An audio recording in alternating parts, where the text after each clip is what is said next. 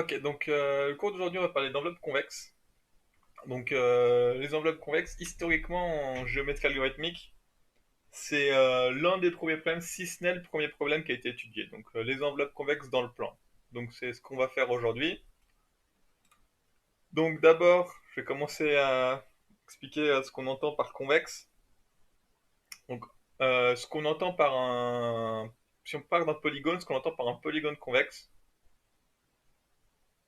il y a plusieurs façons de voir le problème. Donc la première façon de voir le problème, c'est de se dire, bon bah c'est un polygone, dont tous les angles, quand je fais le tour, ils sont orientés dans la même direction.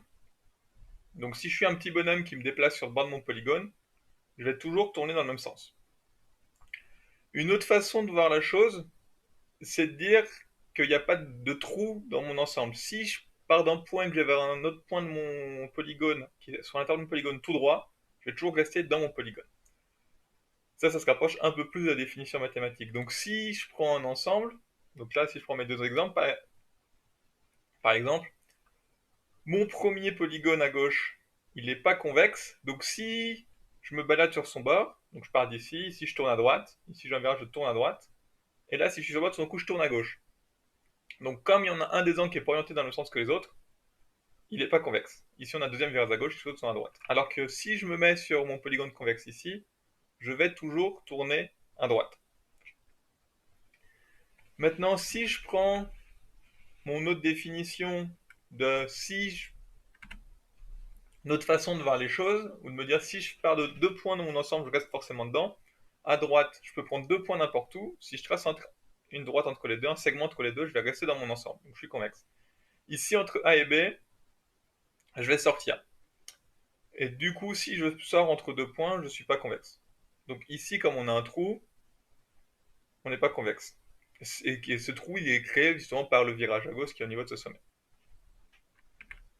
Donc ça, c'est un polygone convexe. Ensuite, on va parler d'enveloppe convexe. Donc c'est ce qu'on va calculer. Donc l'enveloppe convexe donc d'un polygone ou d'un ensemble de points plus généralement ou d'un ensemble de polygones ou de n'importe quel ensemble, ça va être le plus petit convexe qui contient mon objet. Donc dans le cas d'un convexe, c'est le convexe lui-même. Et dans le cas de mon polygone qui n'est pas convexe, je vais devoir grossir un peu pour devenir convexe. Donc concrètement, ici, je tire un trait ici, je tire un trait ici. Une autre façon de voir les choses, dans le plan en tout cas, c'est de se dire si je mets un élastique autour de mon objet ou si je fais le tour avec une ficelle, et ben l'enveloppe convexe c'est la forme que prend mon élastique. Donc si par exemple je prends un ensemble de clous qui représente en fait chacun de mes points dans l'ensemble de points, donc je représente mon ensemble de points par des clous que je plante sur une planche. Si je mets un élastique autour de mes clous, il va faire le tour des clous et ça en fait c'est l'enveloppe convexe de mon ensemble. Donc c'est ça qu'on entend par enveloppe convexe. Donc c'est ça qu'on va essayer de calculer aujourd'hui. Donc si je reprends l'exemple, donc ici mon polygone non convexe, l'enveloppe convexe c'est le tour, donc c'est ce que si je prends une ficelle ou un élastique que je mets autour de mon polygone, c'est la forme qu'il prendra, et bien sûr un convexe, son enveloppe convexe, ben, c'est lui-même, donc il ne change pas. Mais comme pour l'exemple des clous, ça marche aussi avec des points, donc ici l'enveloppe convexe, ben, je fais le tour et j'obtiens donc un polygone convexe pour un ensemble de points. Donc on va voir comment calculer aujourd'hui ben, l'enveloppe convexe d'un polygone et l'enveloppe convexe d'un ensemble de points. Donc, on va commencer par l'enveloppe convexe de polygone. Donc là, normalement, on essaierait d'échanger, de voir vos idées, de le faire ensemble. Donc, je vous invite à réfléchir 5 minutes, à essayer de voir comment vous feriez pour calculer l'enveloppe convexe d'un polygone et comment vous feriez pour le coder. Donc, il faut essayer de se mettre du point de vue de la machine. Parce que nous, humains, on voit un polygone, tout de suite, on voit à l'œil à quoi ressemble l'enveloppe convexe. Mais maintenant, comment on fait pour le coder dans la machine, je vous laisse 5 minutes. Je vous invite à réfléchir 5 minutes et ensuite, j'explique la suite maintenant. Donc en fait, pour calculer l'enveloppe convexe d'un polygone, c'est assez facile. Donc on va supposer que les polygones ici sont simples, c'est-à-dire qu'il n'y a pas d'intersection entre les côtés de mon polygone. Donc c'est le cas de la plupart des polygones. Les polygones qui se croisent eux-mêmes, on va les mettre de côté pour l'instant. On va pas y toucher aujourd'hui. Donc pour calculer l'enveloppe convexe, qu'est-ce qu'on va faire?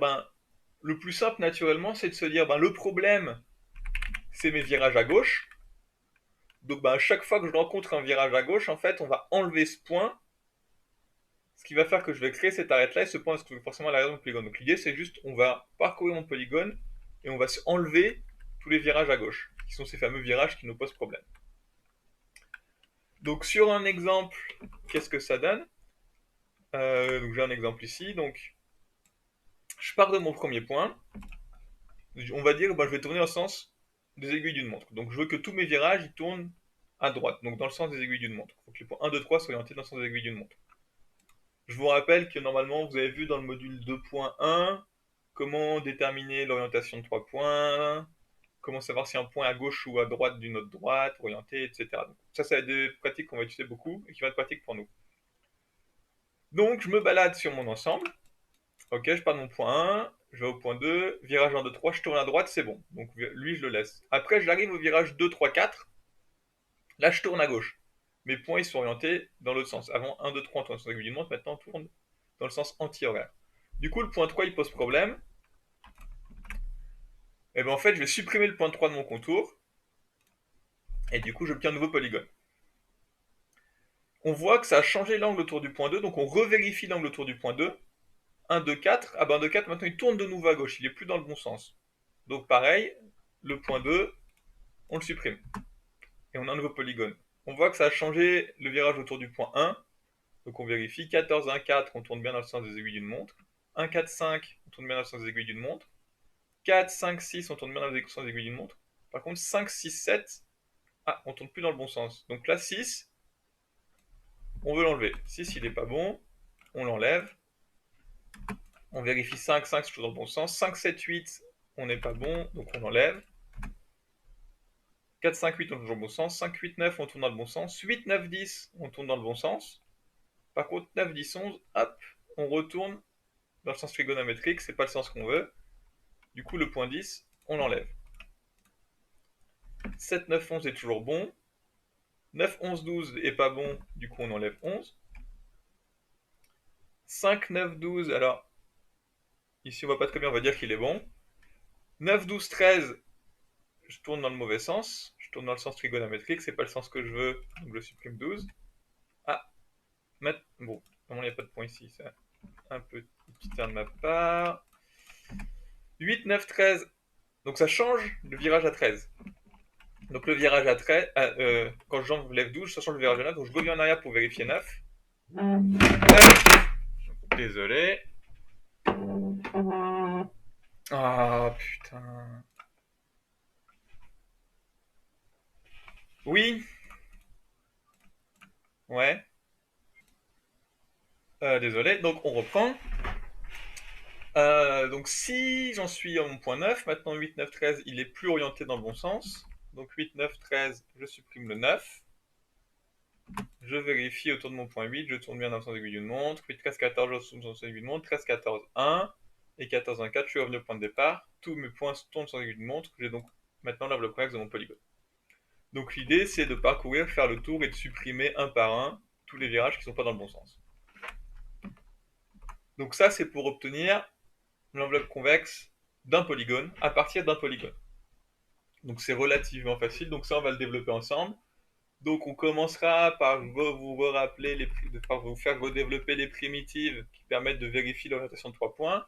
Ici, 1, 2, 4, le cercle, il va de 1, 2, 4, et ben, il est orienté dans le sens des points sont orientés dans le sens trigonométrique, c'est pas bon, alors que si je prends 4, 5, 6, je fais 4, 5, 6, je tourne dans le sens horaire, donc c'est bon. C'est dans ça qu'on vérifie. Une autre façon de voir la chose, c'est de dire 4, il se trouve sur la gauche de la droite orientée 1, 2. Donc il à gauche, c'est pas bon, alors que par exemple 6, il est à droite de la droite orientée 4, 5, donc c'est bon. Et ensuite, une fois qu'on aura cette primitive, ce sera assez facile de faire le tour de notre polygone et de supprimer un par un les points qui ne tournent pas dans le bon sens. Ok, maintenant un peu plus compliqué. Au lieu d'avoir déjà un polygone, et ben tout simplement je pars de mon ensemble de points. Et je vais calculer l'ensemble convexe, l'enveloppe convexe de mon ensemble de points. Donc ce sera la même que celle de mon polygone qui passe par tous ces points, sauf que là, avant, j'avais une information de plus, j'avais un polygone, donc je me servais. Ici, j'ai plus de polygone. Comment je fais? Donc pareil que tout à l'heure, je vous invite à mettre la pause, réfléchir 5 minutes à comment vous feriez pour calculer cette enveloppe convexe. Et c'est parti. Donc, pour un ensemble de points, donc là on a toute une gamme d'algorithmes qui existent, plus ou moins efficaces, plus ou moins difficiles à implémenter.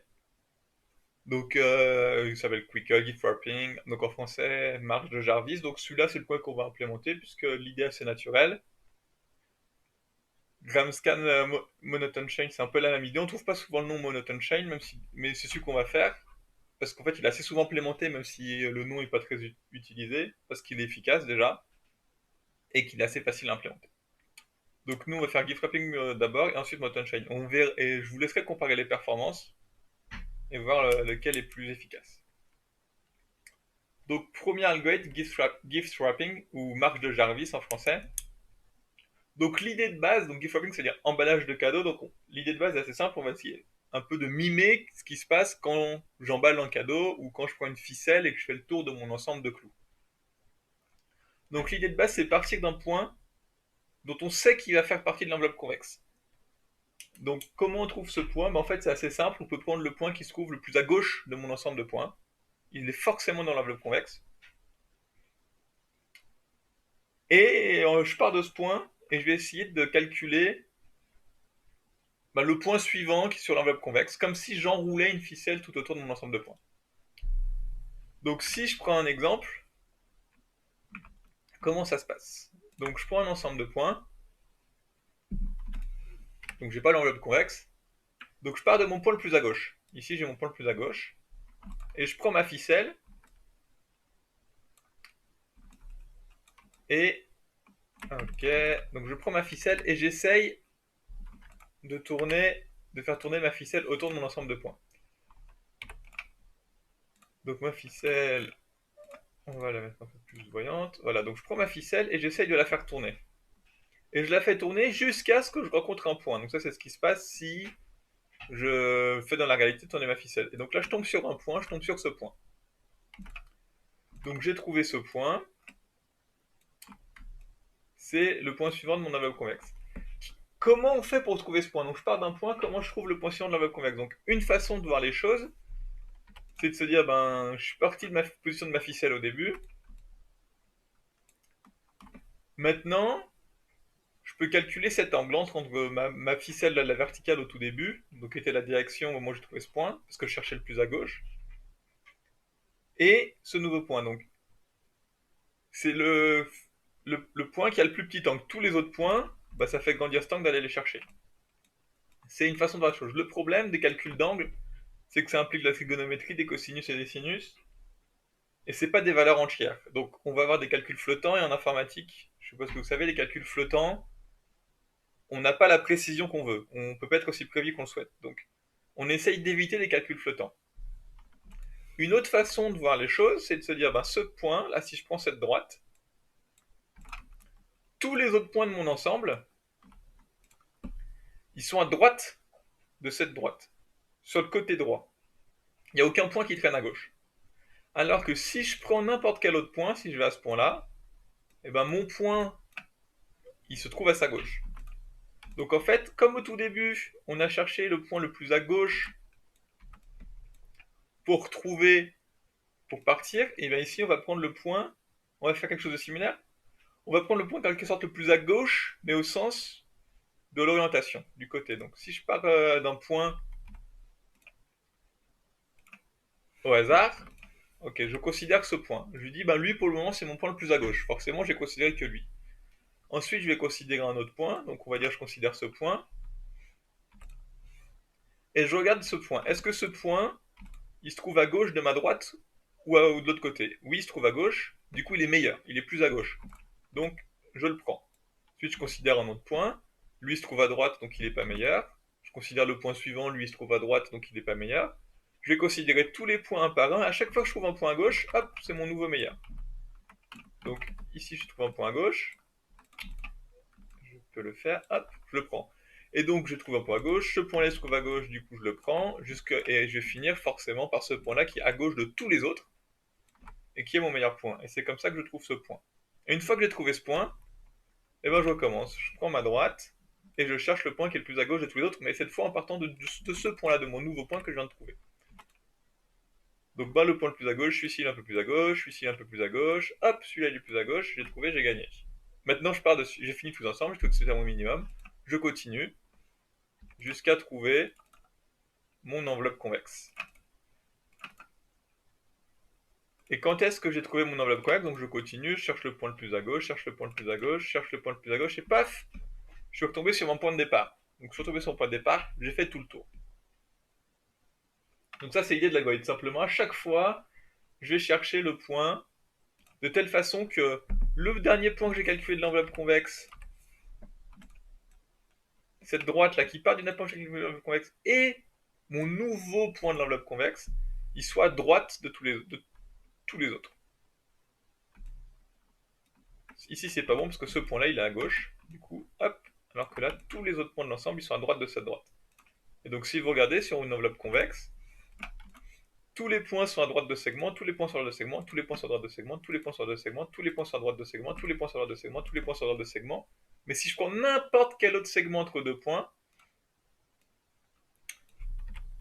et ben j'ai des points à la fois des points à gauche et à la fois des points à droite. Donc en fait mon enveloppe convexe c'est l'ensemble de ces droites, de ces segments qui mettent tout l'ensemble d'un seul côté. Ce qu'on appelle des contraintes linéaires. Donc ça c'est la première idée, on va calculer une par un, tous ces segments. Donc le problème, niveau temps de calcul, on met assez longtemps, puisqu'à chaque fois qu'on calcule un segment, on a besoin de retester avec tous les points pour trouver le minimum. Donc on fait un nombre de calculs de minimum qui est proportionnel au nombre de côtés. Et potentiellement, le nombre de côtés, si tous mes points sont en position convexe, j'en ai autant que l'ensemble de points. Donc potentiellement, je fais n, si n c'est le nombre de points de mon ensemble, je fais n fois n calculs au maximum. Donc je peux monter jusqu'à n carré calcul. Si de base, tous les points de mon ensemble sont sur l'enveloppe convexe. On peut faire mieux. On peut faire n log n. Et monotone chain nous permet de faire ça. Donc l'idée de monotone chain, elle est un peu moins naturelle que dire bah, je prends ma ficelle et je fais le tour, mais elle n'est pas beaucoup plus compliquée. L'idée de base, c'est de se dire, eh ben, quand j'ai un polygone, c'est facile de calculer un enveloppe convexe, je sais faire. Donc je vais essayer de partir d'un polygone ou de quelque chose qui ressemble à un polygone et de calculer son enveloppe convexe. Donc la première étape, on dit, ben, je trie tous les points de gauche à droite. Et ensuite, à partir du polygone qui part des points, qui relie les points de gauche à droite dans l'ordre, donc ça fait un espèce de zigzag, et ben, on va calculer les points de gauche à droite comme ça. On va calculer l'enveloppe convexe d'abord du haut, et ensuite l'enveloppe convexe du bas. On va calculer séparément la partie supérieure et la partie inférieure de l'enveloppe convexe. Donc comment ça marche exactement? Donc on va considérer tous les points donc, de gauche à droite un par un. Et comme d'habitude, comme pour mes polygones convexes, si j'ai un virage à droite, je l'ajoute, je garde le virage à droite. Si j'ai un virage à gauche, je le supprime. Donc qu'est-ce que ça donne sur un exemple? C'est plus simple, donc voilà, donc j'ai mon ensemble de 10 points, de 9 points, dont je vais calculer l'enveloppe convexe. Donc j'ai tri de gauche à droite. Donc j'obtiens cette ligne polygonale, donc c'est pas tout à fait un polygone, c'est une ligne polygonale, il n'y a pas la fin. Et ben, je veux calculer l'enveloppe convexe supérieure. Donc je dis, ben, j'ai envie qu'à chaque fois je tourne à droite. 1, 2, 3, mes points 1, 2, 3, c'est dans le sens horaire, donc ça me va, je le garde. Ensuite je regarde 2, 3, 4. 2, 3, 4, ça tourne dans le sens trigonométrique, c'est pas le sens que je veux, donc je supprime 3. Ensuite j'obtiens mes PGA, donc 1, 2, 4 il est bon, 2, 4, 5 il est bon, 4, 5, 6 par contre il n'est pas bon. C'est exactement le même algorithme que pour rendre un polygone convexe. Donc là, le 4, 5, 6 c'est pas bon, je le supprime. L'angle 4 est devenu mauvais lui aussi, donc je le supprime. 1, 2, 6 est resté bon. 2, 6, 7 il est bon. 6, 7, 8 n'est pas bon, je supprime 7. 6 est resté bon. 6, 8, 9 il est bon. Donc j'ai obtenu mon enveloppe convexe supérieure, en gardant tous les virages qui tournent à droite. Maintenant, pour calculer l'enveloppe convexe inférieure, eh ben, je vais garder que les virages à gauche. Donc je pars de 1, 2. 1, 2, 3, ça tourne à droite, ça ne me va pas. Donc je supprime. 1, 3, 4. Donc là, les points sont alignés, on peut garder, c'est pas grave, mais on peut aussi supprimer. Donc je vais supprimer 3. Parce que ça ne change pas le côté. Mais on aurait pu le garder, on aurait juste plus de points sur l'enveloppe convexe, ça n'a pas d'importance. 1, 4, 5, il tourne à droite, ça me va pas. Moi, je veux les virages à gauche cette fois-ci, donc 4, je supprime. Si j'avais gardé 3 ici, je supprime 1, 3, 5 parce qu'il tourne à droite. 1, 5, 6 tourne à gauche, donc c'est bon. 5, 6, 7 tourne à droite, donc je supprime 6. 1, 5, 7 tourne toujours à gauche. Autour de 7, maintenant, on tourne à droite, donc je supprime 7. Autour de 5, on tourne toujours à gauche. Autour de 8, on tourne à droite, donc je supprime 8. Autour de 5, on tourne à gauche et on est allé au bout. L'enveloppe convexe inférieure, c'est 1, 5, 9. Maintenant, si je prends l'enveloppe convexe inférieure, auquel j'ajoute l'enveloppe convexe supérieure que j'ai calculée tout à l'heure, et ben j'obtiens l'enveloppe convexe totale de mon ensemble. Donc ça, c'est l'idée. On trie les points de gauche à droite, et on fait l'algorithme de polygonisation d'un polygone, mais sur ma ligne polygonale. En fait, techniquement, quand je calcule l'enveloppe convexe inférieure, je calcule un peu l'enveloppe convexe de ce polygone-là. Et quand je calcule l'enveloppe convexe supérieure, je calcule l'enveloppe convexe. Quand je calcule l'enveloppe convexe supérieure, c'est ce polygone-là que je considère. Quand je calcule l'enveloppe convexe inférieure, c'est comme si je calculais l'enveloppe convexe de ce polygone. Et si ça vous embrouille, c'est pas la peine d'en tenir compte. Donc, on peut calculer l'enveloppe convexe. Juste, on fait le tri, et ensuite, on a juste à parcourir notre ligne polygonale doucement, et ça va marcher.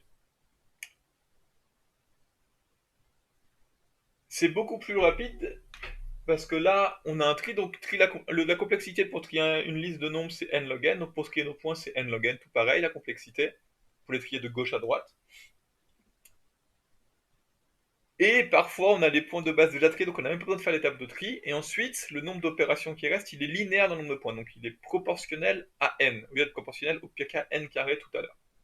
Donc c'est beaucoup plus rapide. Nous, en plus, dans les fichiers qu'on va utiliser dans le TP, on a la chance d'avoir de base des points triés déjà de gauche à droite. Donc on n'a même pas besoin de l'état de tri, qui est la partie qui prend le plus de temps de notre algorithme. Donc nous, en fait, on va être linéaire. En théorie, si l'ensemble de points est mélangé, on ne peut pas faire mieux que n log n, mais nous, comme on a un ensemble de points triés, on a déjà un peu d'informations sur l'ensemble, on arrive à faire en temps linéaire, on fera en temps linéaire. Mais en théorie, on ne peut pas calculer une enveloppe convexe plus rapidement que n log n si on n'a aucune information sur l'ensemble, donc si l'ensemble n'est pas trié de base. Donc voilà, ça aussi on va le coder aujourd'hui.